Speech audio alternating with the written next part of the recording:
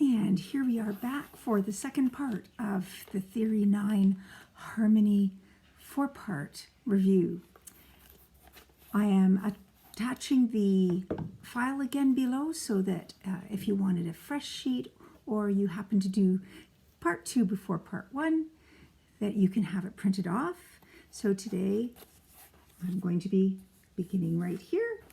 Today I'm sitting at the piano so that I can play these to you when we are finished as well, because that's one of the things that I hope that everybody does, is to play their progressions and their melodies so that they start to associate the sounds to what they are writing.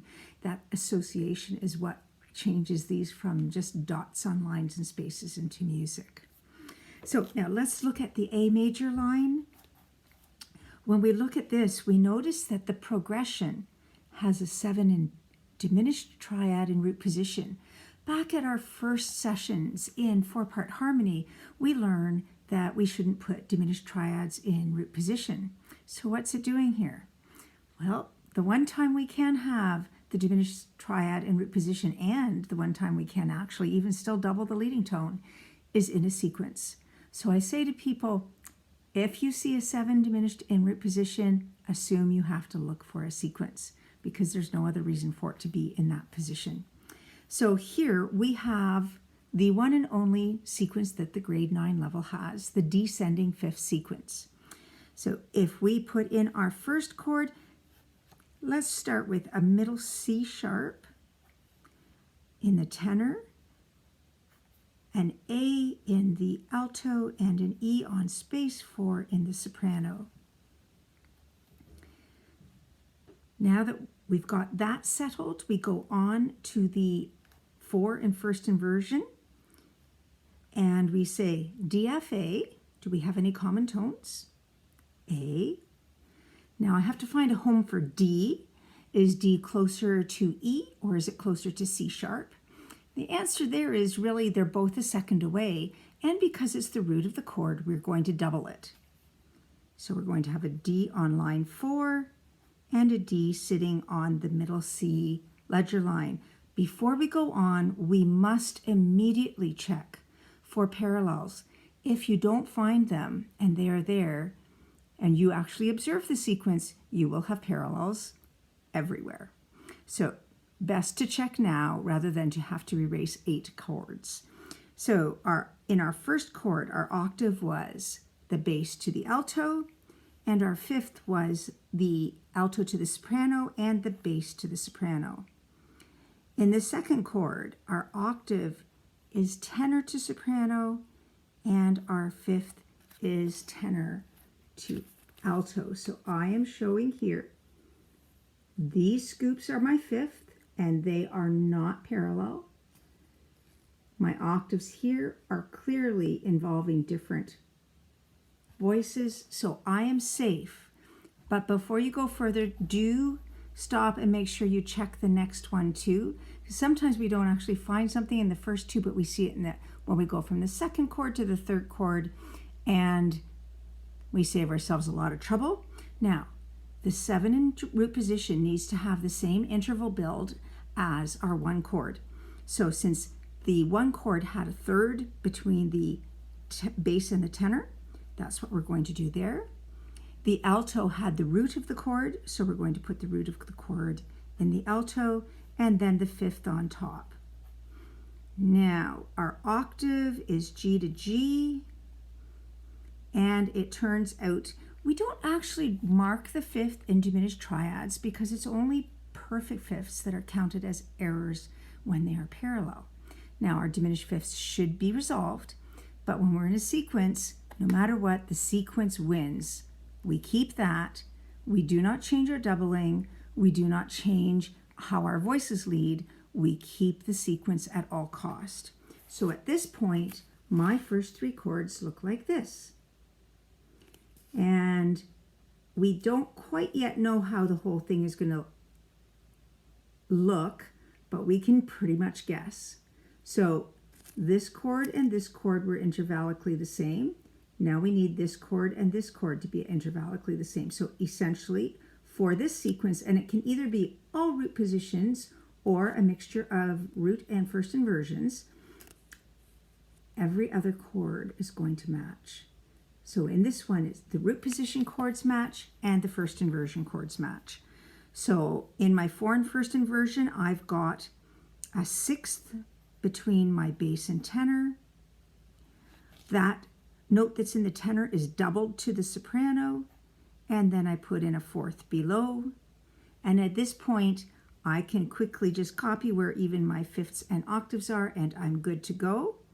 And now we can see a definite pattern appearing. But let's put in our sixth chord, a third, the doubled note in the alto, and a fifth on top. Pop in your octaves and fifths.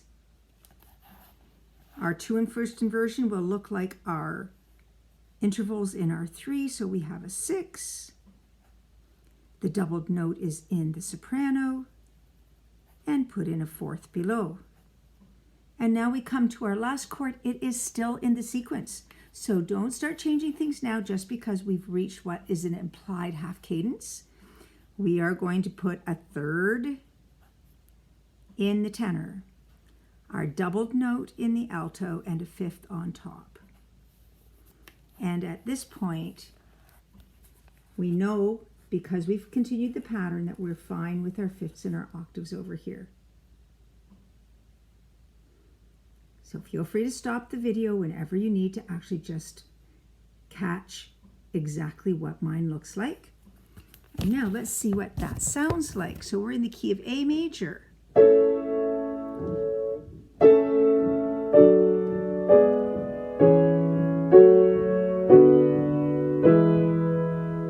And of course, we'd love it to go down to the 1 in root position, and certainly it could in other progressions. I was ending it as a half cadence. And hidden in that sequence, you could tell that, yeah, the 7, if you had a really quick ear, sounds funny in root position, but when it's enwreathed in that sequence, it doesn't sound like it's an error. It just sounds like it's color. At least that's what composers claim. Now let's go on to our F sharp minor and try to figure out what crazy things are in here.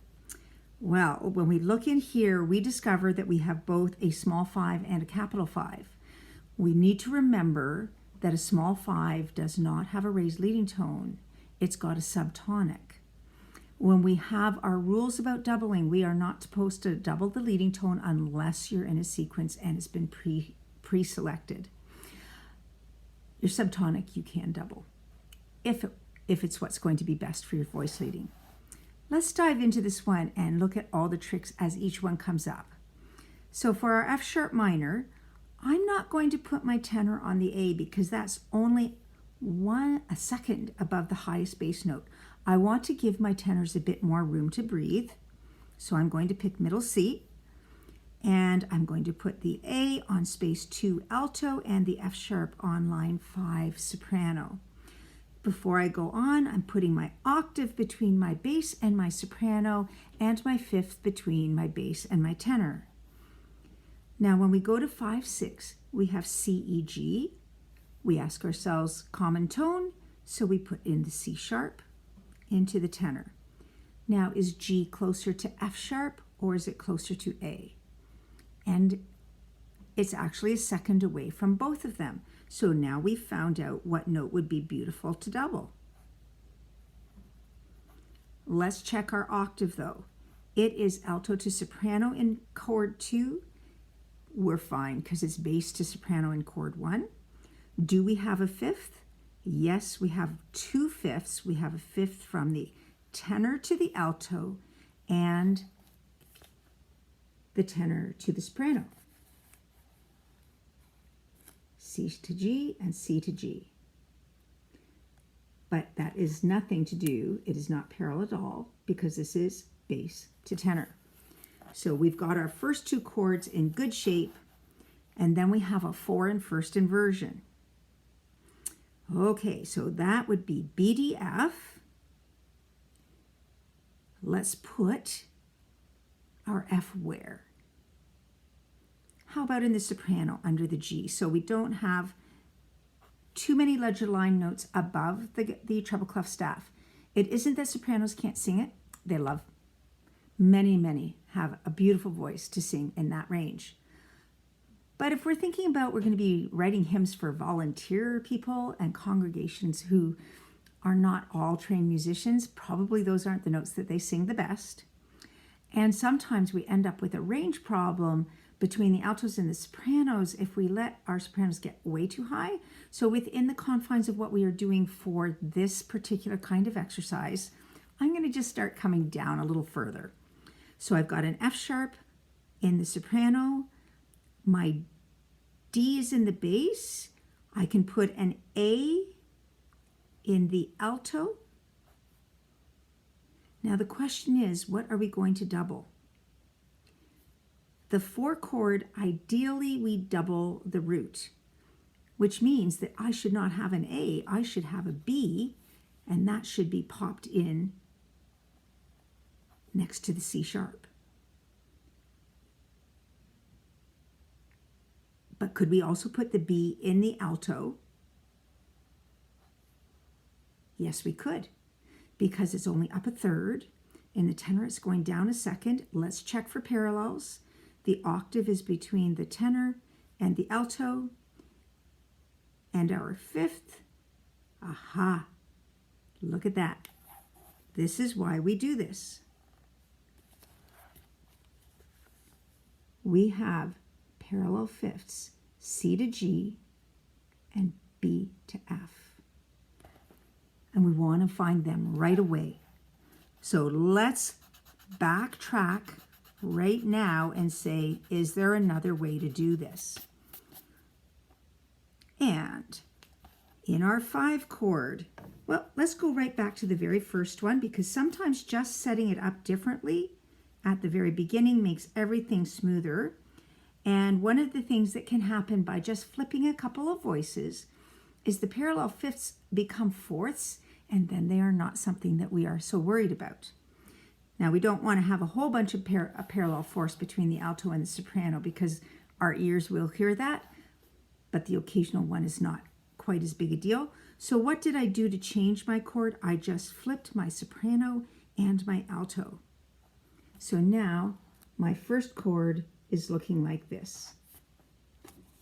F, C, and I've got my octave now between my bass and my alto, and my fifth is still between my bass and my tenor. So when we go to do our 5 chord, we keep our common tone of C. We put in our G as our alto note. Last time we doubled the G, and it didn't work out for us.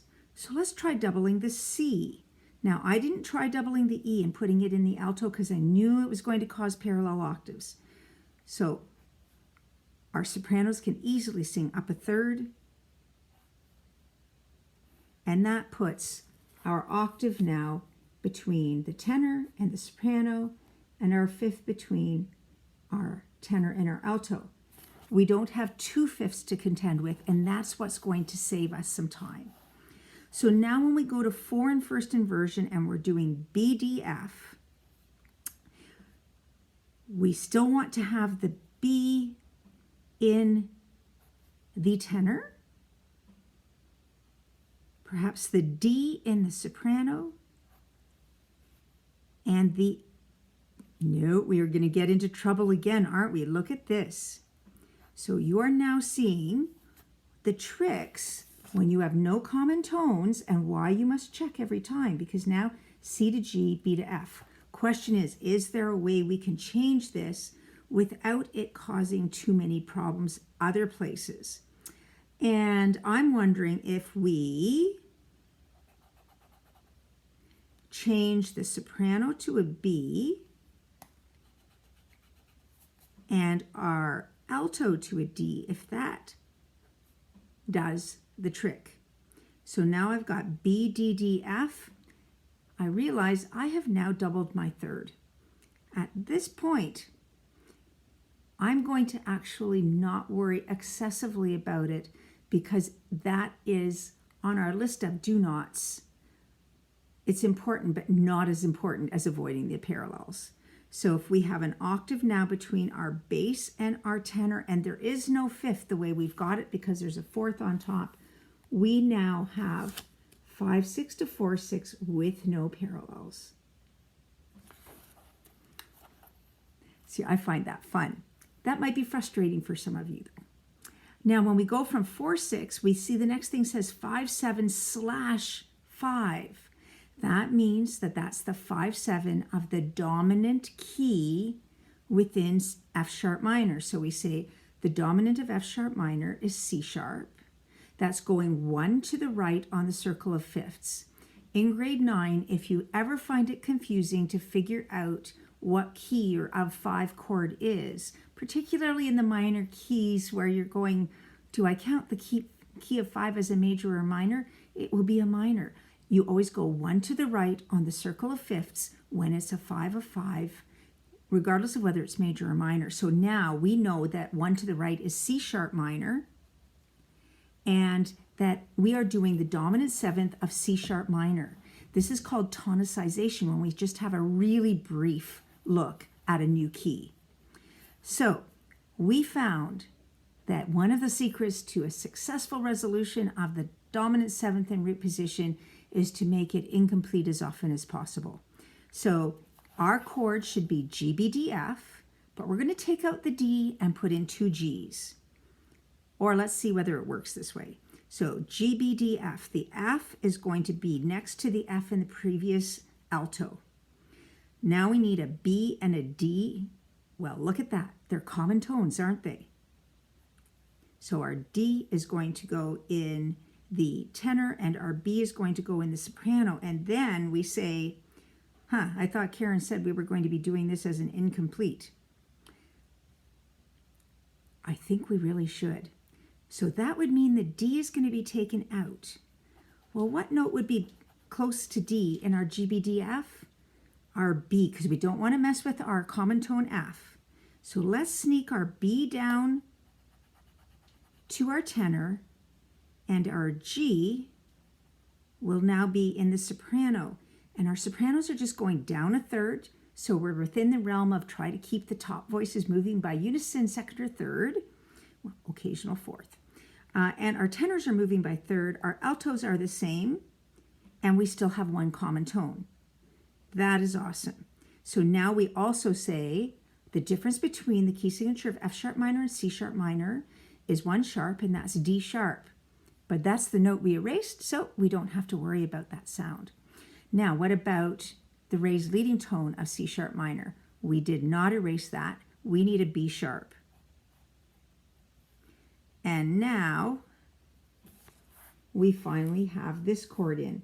But the secret here is this dominant seventh being incomplete. For when you go on, your leading tone can rise to the tonic, your seventh can fall a second, and you have a common tone. Doing the incomplete dominant seventh allows that common tone to be your friend. Now we look down and we go, it says 5/8-7. So we say, what note is an octave above the bass? That's the C.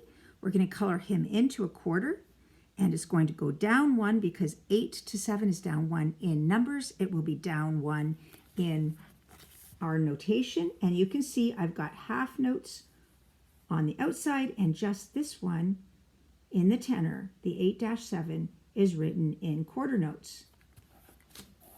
Now we actually have a 5 chord that we need to put a raised leading tone on for F sharp minor. So we need to put the E sharp into this chord. So that's one of the complicated things. You have one chord in C sharp minor right before a chord in F sharp minor. And sometimes people, as soon as they put one accidental on, they relax and they forget that there could be another one to come. So watch that. And then when we go on to our 1, it says 4-3. So the bass note is an F sharp. A fourth above F sharp is a B. So it's going to go right next to that B that we see. Now, some people tie that and other people don't. Doesn't matter which one. And it's going to go down to the A. Now that A has to count as the one and only A in the FAC chord. So when we are doing this, we're going to put the F up in the soprano as a half note, and then we're putting our C in the tenor, sorry, in the alto, because our leading tone can fall to the dominant in the middle voice. You could also have had this note as a unison that looks like this. One of these two choices, and neither is better than the other. It's just a choice. And there is what mine look like, but choose one of those. And now if we play that,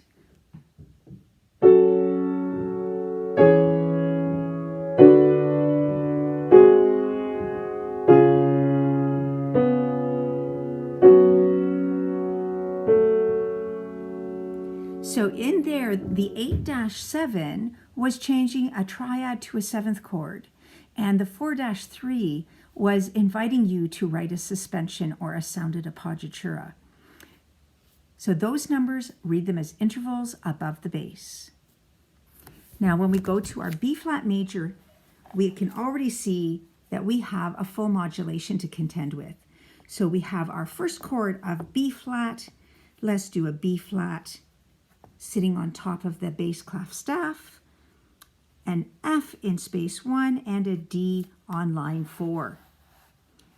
Now 5-6-5 in B flat major, that is the first inversion of the dominant seventh. So we have F, A, C, E, and we've got a common tone of F, so our alto gets the F, and then we're really careful with our flags on our eighth notes to make sure we have the correct amount of counts in a 6/8 bar. So we've got an F and A, so the question is, where's the C go? It can go either place because he's just a step away from both of those notes.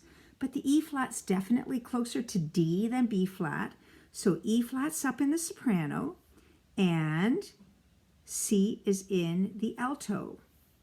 And then because this is a dominant seventh, we say, my leading tone, oh, it's in the bass and it's already rising to the tonic, good to go.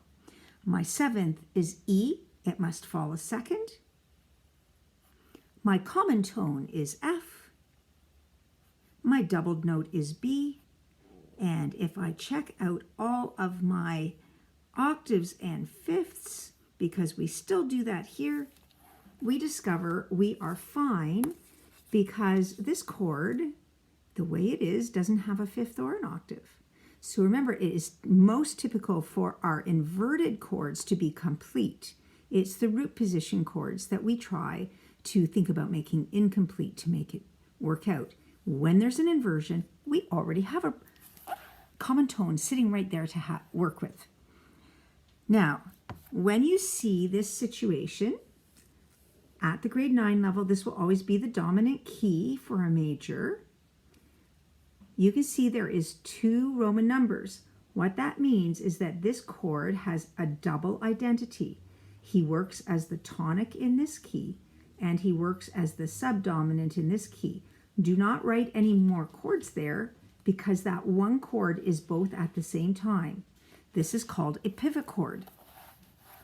So now we have 4 to 5, and we learned that if you have no common tones and they're both in root position, let's make the top 3 move opposite direction to the bass. So that would mean that our tenor B flat goes down to a G, our F in the alto goes down to an E, and that leaves our C for the top. And when we pop in our octave and our fifth, indeed, when you follow that rule of bass up, other guys down, no parallels. Now we have the 6 chord, and when the 6 is after a 5, it needs to have a doubled third, and it works out beautifully.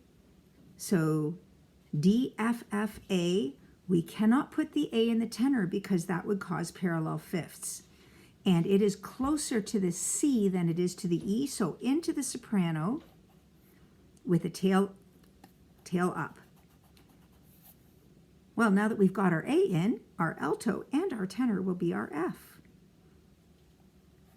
We put in our fifth from the bass to the soprano, and we put in our octave between the tenor and the alto. So now we have a 6th chord and we're going to go to a dominant 7th.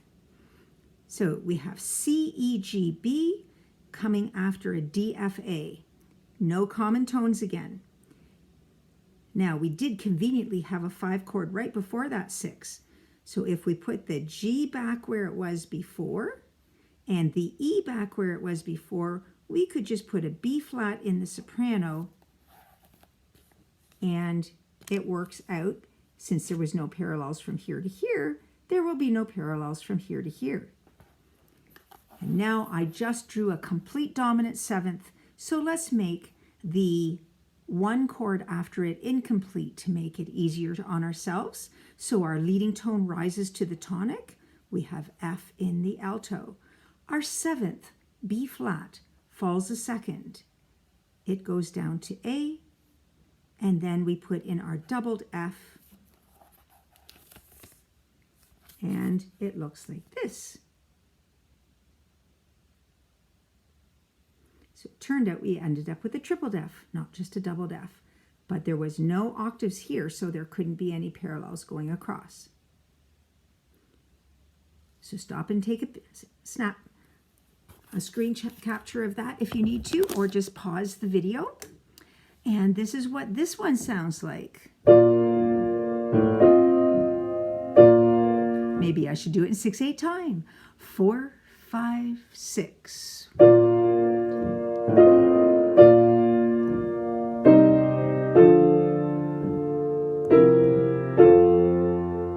So in there, you can really hear the 5 going to the 6. And you can hear the 5/7 going to the 1. 7th falling a 2nd in the soprano. And the leading tone rising to the tonic in the alto. Everything is good. And then we say, you know what? We need to make sure that we natural all of our E's in the F major part. So we come around here, and in our 5 chord we put in an E natural, and in our 5/7 we put an E natural. We are not finished this question till we do that. And in an ideal circumstance, you would actually, as soon as you put down the key of F major, if you can put E natural right under that and give it a little circle, it will be forward in your brain so that you can immediately put it on and not have any missed moments. And that brings us to our very last one on this particular summary of special moments in 4-part harmony of grade 9. We're in the G minor, and our first bass note is the highest note. So we don't have to worry too much about how scrunched our tenors will be. Let's just leave him on a B flat, our altos on G, and our sopranos on D. Let's mark in our octave, and we have 2/5 when we do it this way. Now, when we go to the 5, this time it's a capital 5, so we need to put our raised leading tone in. D, F, A with a double D. We're going to put that in the soprano. Our F sharp is closest to G, and we put that sharp on right now. And that means we have an A sitting nicely in the tenor. We check that we've got our octave between our outer voices, and Karen makes sure that the D looks like a D and not like a C, because it does not say dominant 7th. And there's a 5th from the D to the A. We've got another 5 to 6, just like in the previous guy. We're going to double the 3rd. Now, it's even more important in a minor key to remember this, because if you double the root, not only will it sound wonky, it'll sound wonky because there will be an augmented 2nd hidden somewhere. So we're going to avoid that by having a doubled 3rd. We've got E, G, G, B. Our leading tone must rise to the tonic, so F sharp goes to G. Now, we can't put the B in the tenor or we'll have parallel 5ths. So that means the B flat needs to go up in the soprano and the other G goes into the tenor. When you do 5 to 6, and it doesn't matter whether it's the triad 5 or the dominant 7th 5, it works really well if you have 2 voices going up and 2 voices going down. And that's what happens when you double your 3rd. Now when we go on to our 4 in first inversion, we say that is the chord C, E, G? Well, we can put a G where it has a G, before it in the tenor and in the alto, and simply put a C on top. When you move from a 6 to a 4 in first inversion, you really only have to change one note. And in this case, yes, our octave is still from the tenor to the alto, but this is stasis. We have gone nowhere, so it's a good thing to keep it together. Now we have a 5 chord, and what I thought wasn't going to happen has happened. Our tenor is pretty close to that bass, but I don't think we're in danger. If we go to our 5 chord from our 4 in first inversion, okay, so 4 was C, E, G, and then we have a 5 chord, but it's just special 5 chord. This is the other way that you can have a 5 of another key symbolized. In the previous line, we had a 5/7/5, which meant the dominant 7th of the dominant key. Now we have the dominant triad of the mediant key. When we do this in a minor, that means we're popping you to the major, and we have to remember not to put on the accidental because we are in the relative major. So that makes this chord F-A-C, and our common tone is in the top voice. I'm going to make our basses and our tenors have a unison, and that would put the A in the alto. And then we look at that and we go, my goodness, that does not work. Why? Because we have too far between our tenor and our alto. So what if we switched our F and our A? I think we'd be in duck soup, because that's how I believe we're going to end up F. If we put an A here and our F here and then our C here. Oh my goodness, it looks pretty good. Let's put on our octaves. Yep, okay. So this is an example that it looks like there is G, G, F, F because they are so close to each other. But this G is tenor and this F is bass, which means that we are now back on track.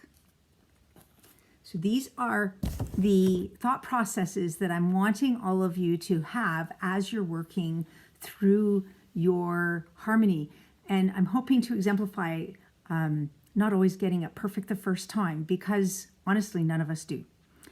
When we go between a 5 and a 5/7 chord, we have a couple of options. One of the most common things is to hold everything except for the octave. So we can put a dot after the A in the tenor and a dot after the C in the soprano, and then just add the E flat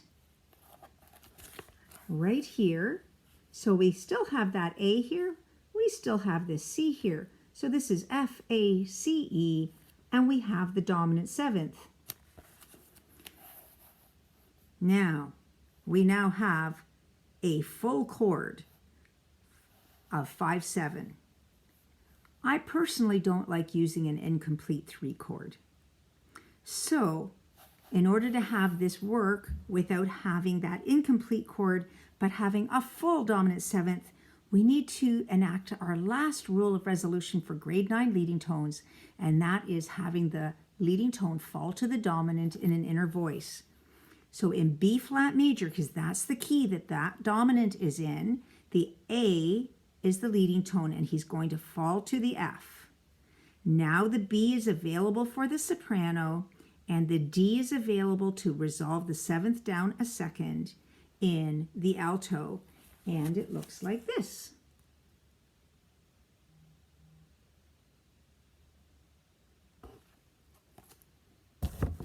So here,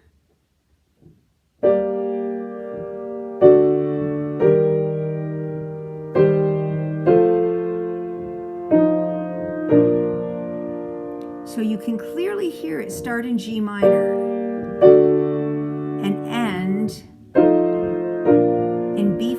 major, and it didn't take many chords to get there. So one of the things that I'm encouraging you to do is to play these, to get them so that you understand the sounds that you're making. Also, this is a 2 for the price of 1. When you play these chords, you are helping yourself to understand the progressions that you're doing in ear training. And what will happen in grade 10 ear training is we have the opportunity for the playback to harmonize the playback. Most people use just 1, 4, and 5, but if we don't understand how to play these, that's really, really tricky. So dive in, have fun listening to your theory homework, and enjoy another day of further understanding of music.